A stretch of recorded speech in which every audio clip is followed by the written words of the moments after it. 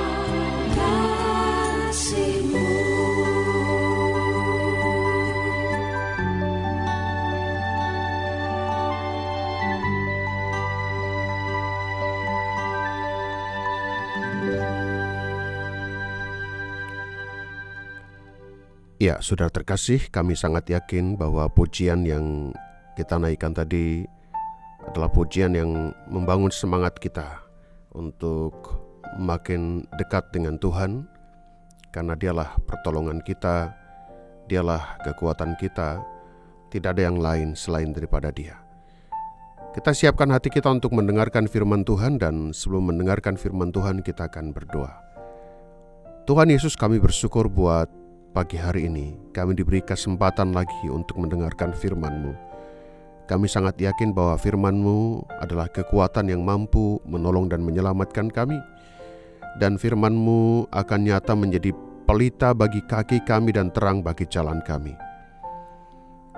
Untuk itu kuduskan kami, sucikan kami, layakkan kami untuk bertemu dengan firman-Mu. Karena firman-Mu adalah pribadi-Mu sendiri. Buatlah kami sama seperti Maria, duduk diam untuk mendengarkan firman-Mu.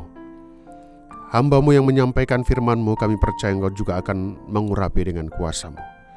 Roh Kudus akan menerjemahkan firman-Mu, sehingga kami dapat mengerti dan dapat memahami firman-Mu. Terlebih kami diberi kesanggupan untuk melakukan firman-Mu. Kami sambut firman-Mu penuh ucapan syukur. Dalam nama Tuhan Yesus Kristus kami sudah berdoa. Haleluya. Amin. Puji Tuhan, saudara terkasih, pada pagi ini kami bawa saudara untuk merenungkan, yaitu meraih kekuatan dari Tuhan melalui masalah hidup kita. Pada umumnya, orang tidak suka dengan masalah. Nah, dikatakan demikian karena masalah bagi kebanyakan orang merupakan suatu yang menyakitkan, memalukan, dan masalah selalu dipahami sebagai hal yang negatif. Nah, orang Kristen pun ada yang memiliki paradigma demikian. Nah, pada kesempatan ini kami ingin mengajak Anda untuk melihat dan memahami serta memposisikan masalah secara proporsional. Nah, selama kita hidup di dunia ini, maka kita akan selalu menemui masalah.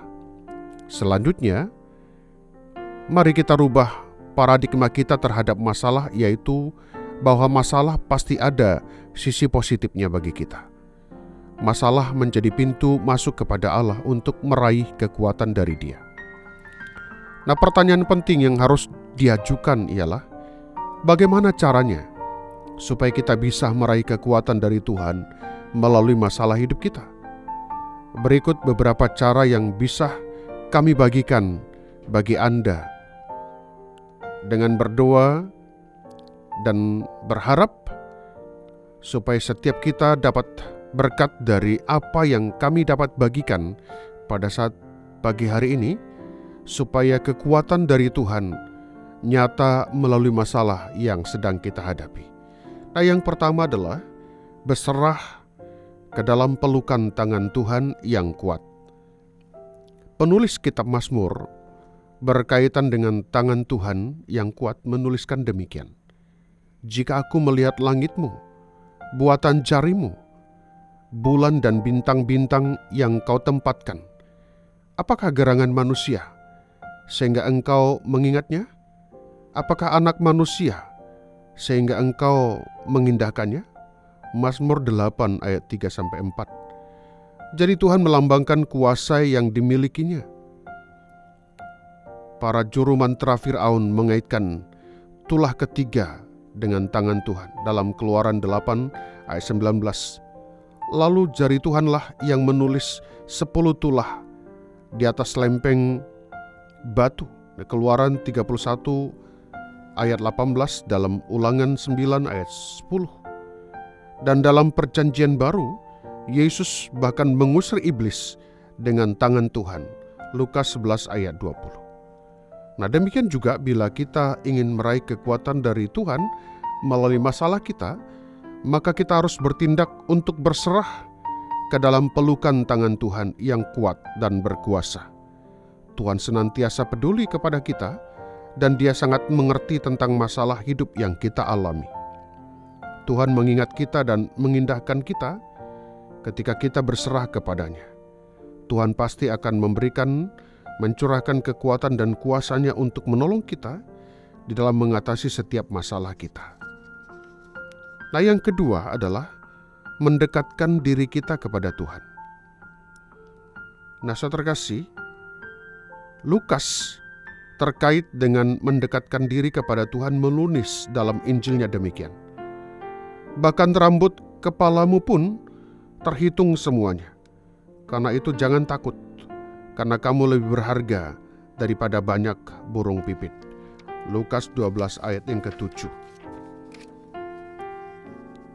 Saudara kasih, seorang tokoh yang bernama Dale Silison berkata, dalam Alkitab Allah dikenal sebagai pribadi yang dapat menghitung segala sesuatu yang tak mungkin dapat dihitung oleh manusia. Entah itu awan, pasir, bintang, dan lain-lain. Iman kita mungkin tidak akan menjawab segala misteri dalam hidup. Tetapi sungguh melegakan rasanya jika kita menyadari bahwa tidak ada yang merupakan misteri bagi Tuhan. Nah, jika Tuhan cukup dekat untuk menghitung setiap helai rambut kita, maka kita tidak perlu merasa takut dalam menghadapi masalah kehidupan. Sesungguhnya Tuhan tidak pernah jauh dari kita. Tuhan selalu terlibat secara aktif di dalam kehidupan kita. Nah, oleh karena itu, supaya kita meraih kekuatan dari Tuhan melalui masalah hidup kita, maka caranya ialah kita harus selalu mendekatkan diri kepada Tuhan. Jadikan masalah sebagai magnet yang mendekatkan dan menarik kita datang kepada Tuhan. Nah, yang ketiga, mengikuti tujuan Tuhan dalam kehidupan kita. Nabi Yeremia terkait dengan mengikuti tujuan Tuhan dalam hidup kita menulis demikian. Sebelum aku membentuk engkau dalam rahim ibumu, aku telah mengenal engkau. Dan sebelum engkau keluar dari kandungan, aku telah menguduskan engkau. Aku telah menetapkan engkau menjadi nabi bagi bangsa-bangsa. Yeremia 1 ayat yang ke-5. Nah, saudara terkasih, jangan berkecil hati apabila kita belum mengetahui rencana Tuhan dalam hidup dan masalah yang terjadi atas kita. Yeremia juga tidak mengetahui tujuan Tuhan bagi hidupnya, dan bahkan sempat mengatakan bahwa Allah telah salah memilihnya dalam Yeremia 1 ayat yang ke-6. Nah, ada kalanya kita juga sulit memahami tujuan Tuhan dalam kehidupan kita ketika masalah bertubi-tubi menimpa kita. Awan gelap yang menyelimuti kehidupan kita sering menjadi penghalang bagi kita untuk mengikuti tujuan Tuhan dalam kehidupan kita. Sehingga seringkali kita keluar dari tujuannya dalam kehidupan ini. Namun, hal yang harus kita pahami bahwa Allah sudah memiliki rencana dan tujuan atas kita bahkan sejak kita masih berada di dalam kandungan. Tuhan tahu kemana arah tujuan hidup kita, dan Tuhan juga tahu benar yang kita perlukan untuk sampai ke tujuannya di dalam kehidupan kita. Nah, oleh karena itu, raihlah kekuatan dari Tuhan melalui masalah hidup kita, karena Tuhan memiliki hal yang terbaik bagi kita ketika kita mengikuti tujuannya dalam masalah yang kita alami. Nah, saudara terkasih, demikianlah 3 cara yang kita harus lakukan untuk meraih kekuatan dari Tuhan melalui masalah kehidupan yang kita alami. Nah, bila kita melakukan, pasti kita akan mendapatkan kekuatan dari Tuhan. Nah, 3 cara tersebut, yang pertama tadi adalah berserah ke dalam pelukan tangan Tuhan yang kuat. Nah, yang kedua, mendekatkan diri kita kepada Tuhan.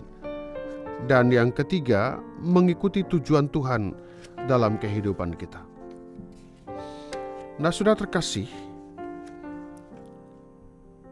memang kita perlu mendapatkan kekuatan dari Dia, khususnya saat kita sedang menghadapi masa-masa yang sukar.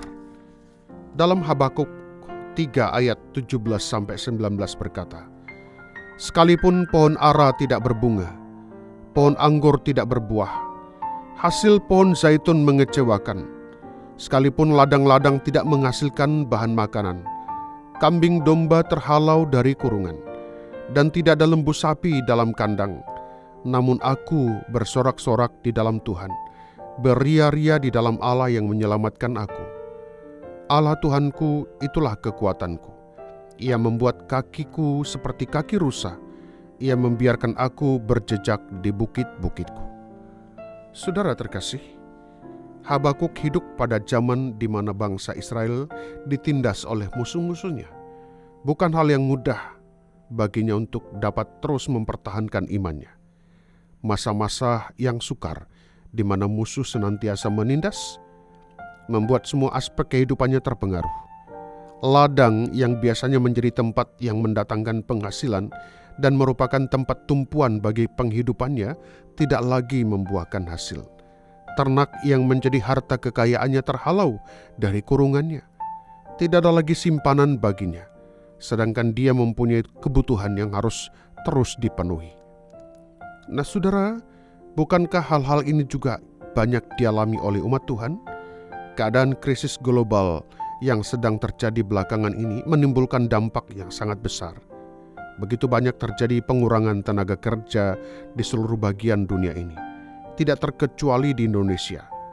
Makin banyak pengangguran terjadi di mana-mana. Pekerjaan atau bisnis yang masih berjalan pun tidak menjadi semakin mudah. Semakin banyak tekanan dalam kehidupan kita. Tetapi, apakah kita menyerah dengan keadaan seperti ini? Mari kita belajar dari Nabi Habakuk, bagaimana dia mendapatkan kekuatan di masa-masa yang sukar. Nah, yang pertama dikatakan dalam Habakuk 3 ayat 18a, bersorak-sorak di dalam Tuhan. Nah, ketika bangsa Israel selesai mengelilingi kota Yeriko pada hari ke-7, mereka bersorak-sorai. Setelah itu kita melihat bahwa tembok Yeriko diruntuhkan. Tembok sebesar tembok Yeriko dapat diruntuhkan dengan kuasa dari sorak-sorai. Demikian juga masalah seberat apapun yang kita hadapi, ketika kita bersorak-sorai bagi Tuhan, maka masalah itu pun akan dapat diruntuhkan. Bersoraklah bagi Tuhan dengan segenap hati dalam Efesus 5 ayat 19. Artinya bahwa saat kita sedang menghadapi masa-masa sukar, yang ada dalam kehidupan kita adalah sorak-sorai, pujian kepada Tuhan. Kita tidak boleh menambah masalah dan kesukaran itu dengan persunggutan. Itu akan menjauhkan kita dari pertolongan Tuhan. Nah, yang kedua, dalam Habakuk 3 ayat 18b, yaitu beria-ria dalam Allah. Saudara-saudara yang kekasih, janganlah kamu heran akan nyala api siksaan yang datang kepadamu sebagai ujian, seolah-olah ada sesuatu yang luar biasa terjadi atas kamu. Sebaliknya, bersukacitalah sesuai dengan bagian yang kamu dapat di dalam penderitaan Kristus, supaya kamu juga boleh bergembira dan bersukacita pada waktu Ia menyatakan kemuliaannya. Dalam 1 Petrus 4 ayat 12 sampai dengan ayat yang ke-13. Bagi Paulus mengingatkan kita bahwa penderitaan adalah bagian dari proses hidup kita, dan kita akan menerima bagian yang telah Tuhan sediakan bagi kita. Nah, jika kita bertahan sampai pada akhirnya, oleh karena itu Rasul Paulus menasihatkan agar kita bersukacita di dalam apapun yang kita alami, supaya kita bisa terus bertahan sampai pada akhirnya. Mazmur 64 ayat 4. Tetapi orang-orang benar bersukacita. Mereka beria-ria di hadapan Allah, bergembira dan bersukacita. Kemudian yang ketiga, Habakuk 3 ayat 19a, berharap kepada Tuhan. Tuhan adalah kekuatanku dan perisaiku. Kepadanyalah hatiku percaya. Mazmur 28 ayat 7a. Tempatkan harapan kita kepada Tuhan. Jadilah Tuhan kekuatan hidup kita. Ketika kita menghadapi suatu masalah, janganlah kita mengandalkan kekuatan dan kemampuan sendiri. Gantungkanlah harapan kita kepada Tuhan. Serahkanlah apa yang menjadi masalah kita kepada Tuhan. Mintalah kekuatan darinya, maka Dia akan memberikan kekuatan sehingga kita sanggup melalui setiap problema dan masalah hidup kita. Dalam 1 Korintus 10 ayat 13 berkata, pencobaan-pencobaan yang kamu alami ialah pencobaan-pencobaan biasa yang tidak melebihi kekuatan manusia. Sebab Allah setia dan karena itu Ia tidak akan membiarkan kamu dicobai melampaui kekuatanmu. Pada waktu kamu dicobai, Ia akan memberikan kepadamu jalan keluar, sehingga kamu dapat menanggungnya. Nah saudara, ketiga poin di atas akan memberikan kita kekuatan yang luar biasa dalam menghadapi masa-masa yang sukar saat ini. Kita akan melihat pertolongan Tuhan dalam perjalanan kehidupan kita. Yesaya 43 ayat yang kedua berkata, apabila engkau menyeberang melalui air, aku akan menyertai engkau, atau melalui sungai-sungai, engkau tidak akan dihanyutkan. Apabila engkau berjalan melalui api, engkau tidak akan dihanguskan, dan nyala api tidak akan membakar engkau. Habakuk 3:19b, Ia membuat kakiku seperti rusa, Ia membiarkan aku berjejak di bukit-bukitku. Nah saudara terkasih, kita juga yakin di masa-masa sukar yang terjadi pada hari-hari ini, khususnya dampak daripada virus corona ini yang mengakibatkan banyak masalah yang ditimbulkan dalam pekerjaan, dalam penghasilan, dalam ekonomi, dalam banyak hal. Tetapi kita sangat yakin bahwa bersama dengan Tuhan, Tuhan akan membuat kita dapat melewatinya dan melihat karyanya yang luar biasa melalui kehidupan kita dengan memberikan apapun yang menjadi kebutuhan, keperluan kita dalam menjalani hari-hari kita setiap harinya. Nah saudara terkasih, di manakah Tuhan ketika kita berada di tengah-tengah kesulitan? Nah saudara terkasih, pada saat kita mengatasi ketakutan kita, mengatasi kesedihan kita, mengatasi masalah dan problema yang sedang kita hadapi, apakah kita bergantung sesungguhnya kepada Tuhan? Sampai manakah kita dapat bergantung kepadanya? Apakah Dia seseorang yang sungguh dapat kita andalkan, baik pada saat kesukaran maupun pada saat kita bahagia? Nah sudah terkasih dimanapun berada, Tuhan adalah pencipta alam semesta yang rindu agar kita mengenal Dia. Itulah alasan kita ada beribadah, ada mendengarkan firman Tuhan, ada dalam persekutuan ini. Ini adalah kerinduannya bahwa kita bergantung kepadanya dan mengalami kekuatannya, cintanya, keadilannya, kekudusannya, dan kelemah lembutannya.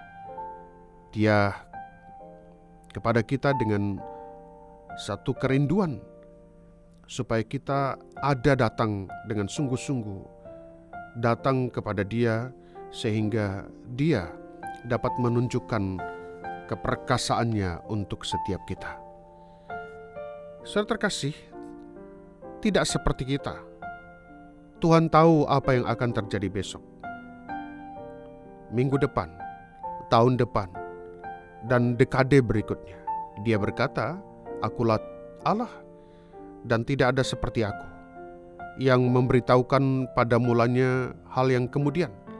Dia tahu apa yang terjadi di dunia. Yang lebih penting, Dia tahu apa yang akan terjadi dalam kehidupan Anda, dan Dia bisa ada untuk Anda. Jika Anda memilih Dia untuk masuk dalam kehidupan Anda, maka Dia memberitahukan kita bahwa Dia bisa menjadi tempat perlindungan dan kekuatan, pertolongan yang bisa kita andalkan, yang selalu ada di masa-masa sulit. Tetapi kita harus berbuat usaha yang sungguh-sungguh untuk mencarinya. Dia berkata, apabila saudara mencari aku, saudara akan menemukan aku. Apabila saudara mencari aku dengan segenap hati. Inilah Tuhan. Tetapi tidak seperti kita, bahwa seringkali kita datang dengan tidak sungguh-sungguh mencarinya, sehingga kita tidak pernah punya pengalaman bahwa Tuhan itu ada untuk kita. Nah, saudara terkasih dimanapun berada, tetapi bukan berarti siapa yang mengenal Tuhan akan terhindar dari masa-masa sulit. Hal itu tidak akan terjadi. Ketika sebuah serangan teroris menyebabkan kematian dan penderitaan, siapa yang mengenal Tuhan akan mengalami penderitaan ini juga. tetapi ada kedamaian dan kekuatan yang diberikan oleh kehadiran Tuhan. Salah satu pengikut Yesus Kristus berkata seperti ini, "Dalam segala hal kami ditindas namun tidak terjepit. Kami habis akal namun tidak putus asa. Kami dianiaya namun tidak ditinggalkan sendirian. Kami dihempaskan namun tidak binasa." Nah, kenyataan memberitahukan kita bahwa kita akan mengalami masalah-masalah dalam kehidupan. Bagaimanapun, jika kita menjalaninya sambil mengenal Tuhan, kita dapat bereaksi terhadap masalah itu dengan cara pandang yang berbeda dan dengan kekuatan yang bukan dari diri kita. Ya, saudara terkasih, tidak ada masalah yang tidak dapat diatasi oleh Tuhan. Dia lebih besar daripada semua masalah yang menimpa kita. Dan kita tidak dibiarkan menghadapi masalah tersebut sendirian. Nah, firman Tuhan berkata, Tuhan itu baik. Ia adalah tempat pengungsian pada waktu kesusahan. Ia mengenal orang-orang yang berlindung kepadanya. Dan Tuhan dekat pada setiap orang yang berseru kepadanya. Pada setiap orang yang berseru kepadanya dalam kesetiaan. Ia melakukan kehendak orang-orang yang takut akan Dia. Mendengarkan teriak mereka minta tolong dan menyelamatkan mereka. Nah, saudara terkasih, dimanapun berada, Tuhan Yesus memberitahu pengikutnya kata-kata yang melegakan ini. Bukankah burung pipit dijual 2 ekor seduit? Namun seekor pun daripadanya tidak akan jatuh ke bumi di luar kehendak Bapamu. Dan saudara, rambut kepalamu pun terhitung semuanya. Sebab itu janganlah saudara takut, karena saudara lebih berharga daripada burung pipit. Jika saudara bersungguh-sungguh datang kepada Tuhan, Dia akan mengasihimu seperti orang lain tidak pernah lakukan. Dan sesungguhnya tidak ada orang yang mampu memberikan kasih seperti ini. Nah, untuk itu saya terkasih, kita harus menyadari apapun yang terjadi, segala sesuatu adalah atas sepengetahuannya. Untuk tragedi, bencana, kesedihan kita, maka Tuhan tahu. Tuhan telah menciptakan manusia dengan kemampuan untuk memilih. Ini artinya bahwa kita tidak dipaksa untuk memiliki hubungan dengan Tuhan. Dia membiarkan kita menolak Dia, dan kita juga dibiarkan untuk melakukan dosa. Dia bisa memaksa kita untuk mencintainya. Kita bisa dibuatnya agar menjadi baik. Tetapi hubungan seperti apa yang kita miliki bersama dengan Tuhan, itu bukanlah hubungan sama sekali, tetapi sebuah paksaan, kepatuhan yang betul-betul dikontrol. Nah, sebaliknya, Dia malah memberikan kita harga diri, kehendak bebas manusia. Cara manusiawi, kita menangis dari dalam jiwa kita. Tetapi Tuhan, bagaimana bisa Kau membiarkan sesuatu yang besar itu terjadi? Nah, bagaimana tindakan Tuhan yang kita mau? Apakah kita mau Dia mengatur perbuatan orang-orang? Dalam kasus serangan teroris, berapa jumlah kematian yang diperbolehkan Tuhan? Apakah kita merasa lebih baik jika Tuhan mengizinkan pembunuhan terhadap ratusan orang? Apakah mungkin Tuhan hanya mengizinkan kematian 1 orang saja? Tetapi jika Tuhan mencegah pembunuhan terhadap 1 orang saja, tidak ada lagi kebebasan untuk dipilih. Orang memilih untuk mengabaikan Tuhan, menyangkal Tuhan, mencari jalan mereka sendiri dan melakukan perbuatan yang mengerikan terhadap orang lain. Nah, artinya bahwa Tuhan memberikan kehendak bebas kepada kita. Dia tidak pernah memaksa kita untuk mau dekat dengan Dia, mempercayai Dia, mengandalkan Dia. Ada kehendak bebas yang diberikan kepada kita. Kita yang harus memilih dengan bijaksana. Nah, untuk itu saudara perlu Roh Kudus memenuhi setiap kita, sehingga kita mampu memilih yang terbaik untuk menetapkan dan menentukan Tuhan menjadi andalan kehidupan kita bila masalah, persoalan, dan kesedihan kita alami. Artinya bahwa Tuhan akan senantiasa ada bagi setiap orang yang sungguh-sungguh mencari Dia. Saudara terkasih, planet ini bukanlah tempat yang aman. Seseorang mungkin menembak kita, atau kita mungkin ditabrak oleh sebuah mobil, atau kita mungkin harus meloncat dari sebuah gedung karena diserang oleh teroris, atau berbagai hal mungkin terjadi kepada kita di lingkungan yang kejam yang disebut sebagai bumi, tempat di mana kehendak Tuhan tidak selalu dijalankan. Tetapi Tuhan tidak berada di dalam pengampunan setiap orang, tetapi sebaliknya, untungnya kita berada dalam pengampunan itu. Inilah Tuhan yang menciptakan alam semesta dengan bintang yang tak terhitung banyaknya, yang mengatakan dengan mudah kata-kata ini, jadilah benda-benda penerang pada cakrawala. Inilah Tuhan yang mengatakan bahwa Dia memerintah seluruh bumi. Kekuatannya dan kebijaksanaannya tidak terbatas. Walaupun masalah-masalah sepertinya mustahil untuk kita lewati, kita mempunyai Tuhan yang luar biasa yang mengingatkan kita. Sesungguhnya, Akulah Tuhan, Allah segala makhluk. Adakah sesuatu apapun yang mustahil untukku? Bagaimanapun, Dia mampu menjaga kebebasan manusia yang berdosa, tetapi tetap membawa kehendaknya. Tuhan dengan tegas berkata, Aku telah mengatakannya, maka Aku hendak melangsungkannya. Aku telah merencanakannya, maka Aku hendak melaksanakannya.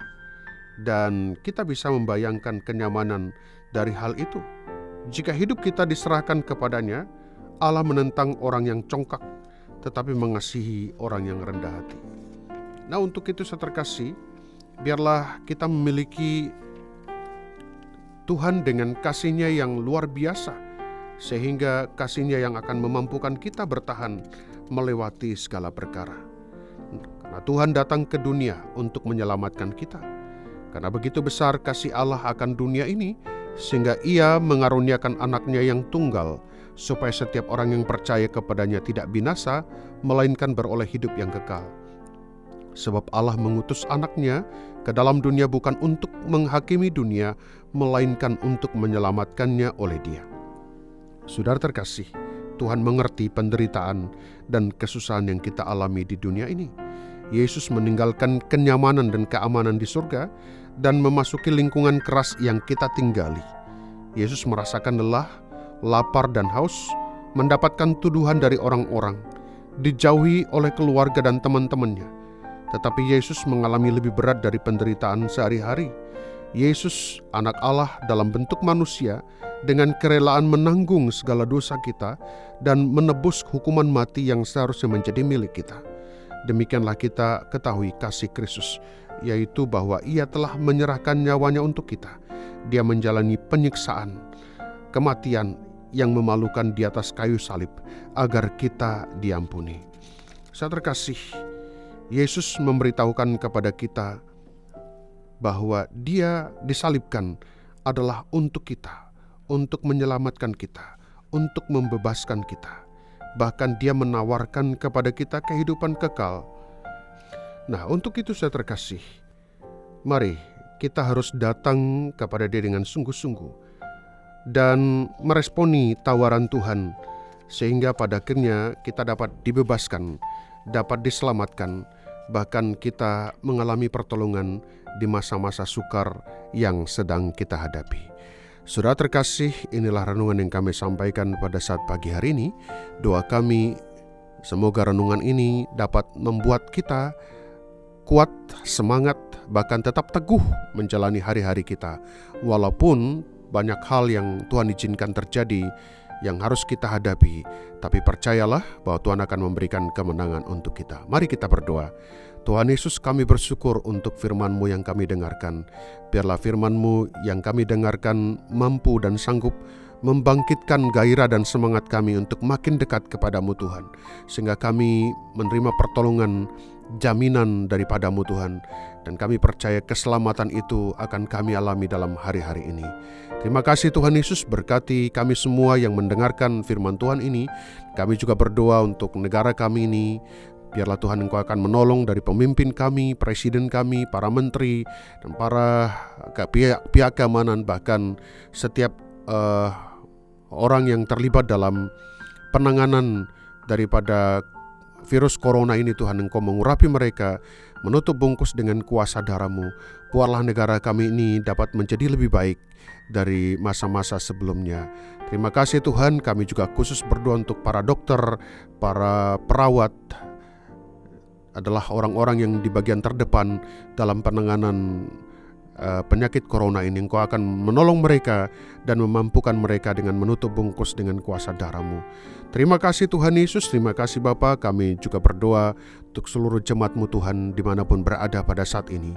Yang lemah berikan kekuatan, yang sakit sembuhkan, yang bimbang pertetapkan hati mereka Tuhan, bahkan yang undur dari Engkau ingatkan dengan cara-Mu ya Tuhan. Pergumulan kami untuk rumah ibadah kami serahkan kepadamu Tuhan, Kau sediakan yang terbaik bagi kami. Kami juga berdoa untuk tempat di mana kami berada pada saat ini. Kau berkati keluarga kami yang sudah menyediakannya bagi kami. Terima kasih Tuhan Yesus, terima kasih Bapa. Inilah doa kami. Kami yakin Engkau menjadi jawaban untuk setiap masalah persoalan kami, karena kami sudah alaskan doa ini penucapan syukur dalam nama Tuhan Yesus Kristus. Haleluya. Amin.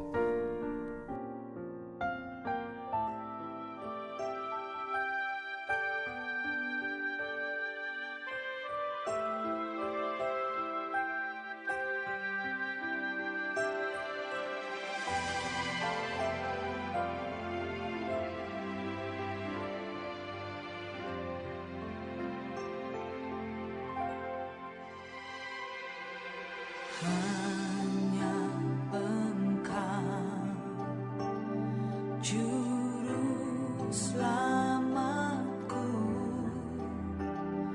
Tuhan Kau setia padaku.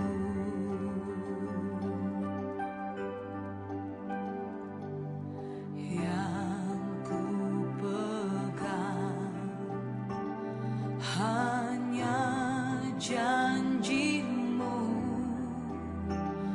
ku percayakan hidupku.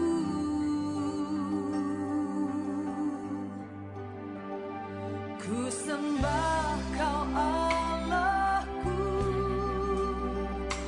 Bapa dan sahabatku, Kau yang pedulikan seluruh hidupku.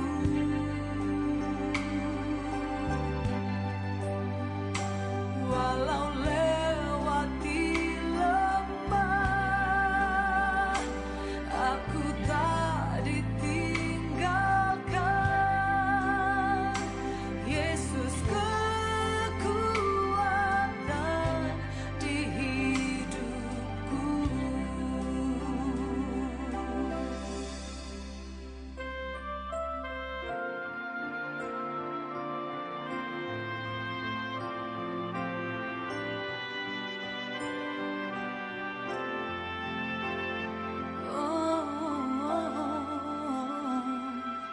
Hanya Engkau, Juru Selamatku, Tuhan Kau setia